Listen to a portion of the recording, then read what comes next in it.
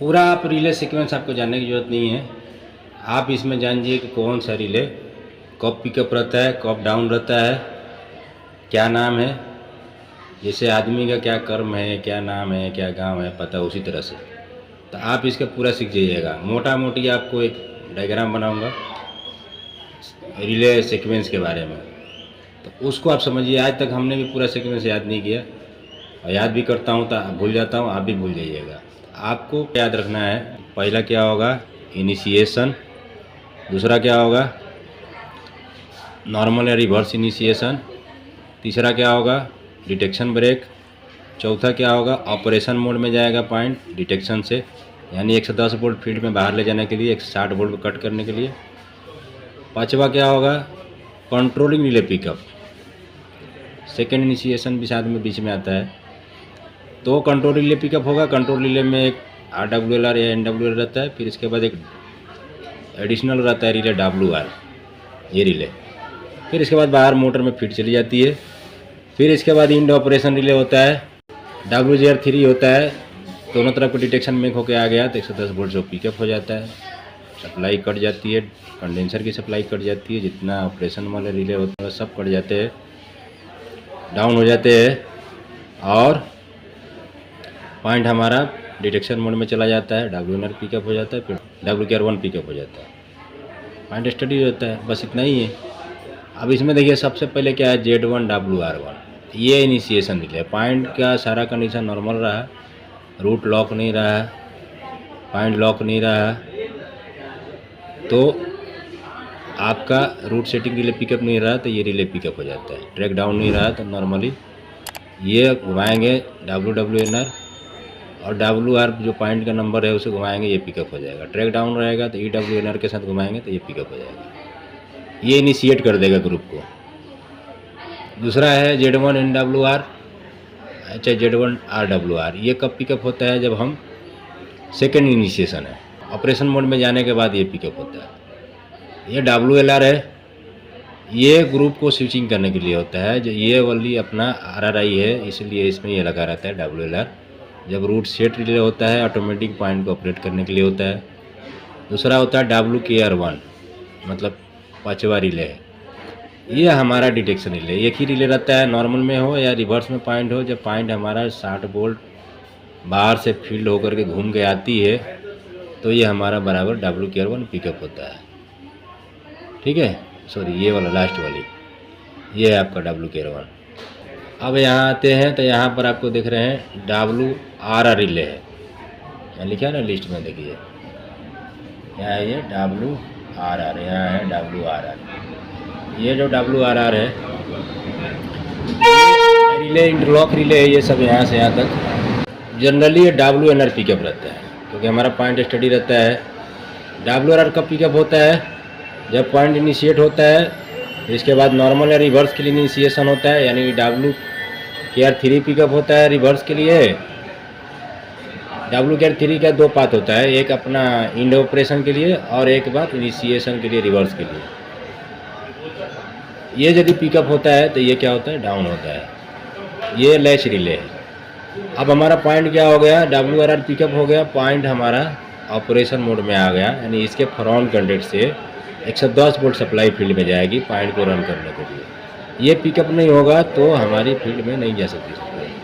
और ये जो है 60 वोल्ट सप्लाई जो इसके फ्रंट कंडक्ट से जा रही थी उसको कट कर दिया, या इसके बैक कंडक्ट से जा रही थी तो कट कर दिया, क्योंकि ये रिले पिकअप हो गया, बैक कंडक्ट क्या हो गया ब्रेक हो गया। ये है आपका control relay RWLR NWLR, 1 2 3 relay है। जब आप रिवर्स में पॉइंट घुमाते हैं तो RWLR तीनों पिकअप हो जाते हैं। यदि आप पॉइंट नॉर्मल में घुमाते हैं तो NWLR पिकअप हो जाता है। ये जिस पोजीशन में पॉइंट को घुमा के रखेंगे उसी पोजीशन में पड़ा रहेगा। अभी पॉइंट के NWLR सभी पिकअप है, यानी आपने पॉइंट को नॉर्मल में घुमा रखा है ना, कंट्रोल दिया है। पैनल पर ये फ्लैशिंग रहे चाहे स्टडी रहे, लेकिन पहले से आप पैनल पर घूम गया तो इसका रिले का नॉर्मल में, तो ये नॉर्मल में फ्लैशिंग या स्टडी रहेगा।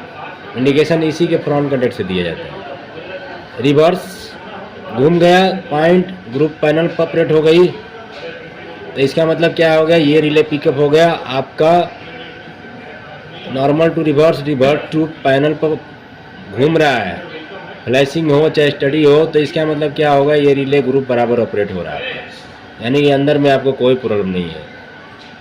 फील्ड में जाकर आपको देखना पड़ेगा, लेकिन पैनल पर ही आपका ग्रुप नहीं घूम रहा है तो समझ जाने का रिलेरों में कुछ फॉल्ट है या कुछ केबल का फॉल्ट है ना। तो जनरली क्या होता है, हम पॉइंट और रिवर्स करते हैं तो ये पिकअप होगा, ये पिकअप होगा, ये पिकअप, ये 3 पिकअप हो जाएगा, और उस समय RWLR भी पिकअप रहेगा।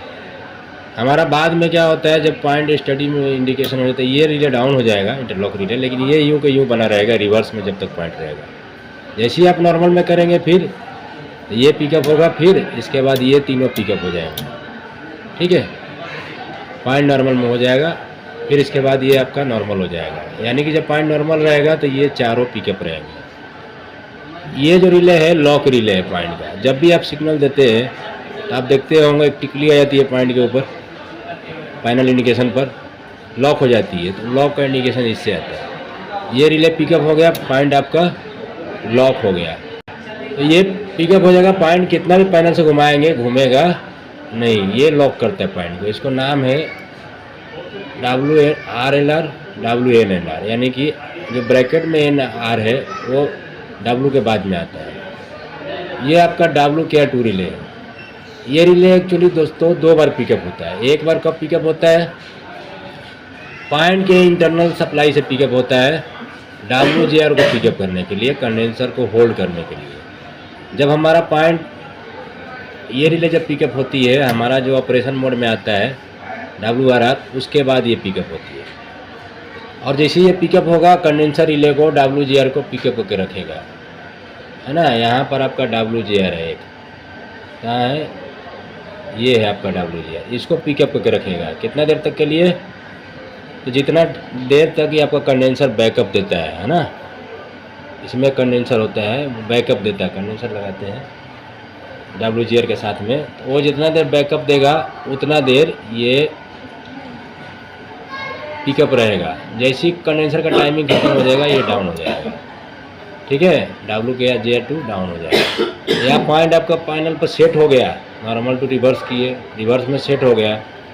WGR3 जैसे ही पिकअप होगा, end of operation relay, proving relay, बताने वाला रिले, ये दोनों धड़ाक से डाउन हो जाएंगे। क्योंकि हमको अगर सप्लाई की ज़रूरत नहीं है आगे मोटर घूमते रहने का, मोटर की सप्लाई कट होनी चाहिए, फील्ड में भी कट हो जाती है, कंट्रोल से कट हो जाता है उसका मोटर का, और यहाँ भी आपका ग्रुप का भी सप्लाई कट हो जाती है ना, यानी कि कंडेंसर की सप्लाई कट हो जाती है। बाकी रिले भी जो रहते हैं आपका, जो नॉर्मली डाउन रहते हैं, वो डाउन हो जाएंगे।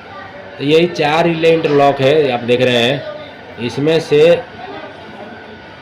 जो इंटरलॉक रिले है यही होल्ड रह सकते हैं या डाउन रह सकते हैं। ये 4 रिले को छोड़ के, 3 रिले को छोड़ करके बाकी सब डाउन हो जाते हैं नॉर्मल कंडीशन में। पॉइंट लॉक नहीं है या पॉइंट ऑपरेशन मोड में नहीं है, डिटेक्शन मोड में है, तो ये 3 ही पिकअप रहेगा, या तो ये या तो ये अपना डिटेक्शन मोड में रहेगा तो नीचे वाला ही पिकअप रहेगा, ठीक है, और यहाँ लॉक वाला हमेशा रिलीज रहेगा। अब नीचे आते हैं तो इसका कुछ TPR वगैरह दिया हुआ है, और ये अपना Z2 WR1 दिया है, Z2 WR2 दिया है। ये लॉकिंग ग्रुप करने के लिए असिस्टेंट रिले है पैनल पर।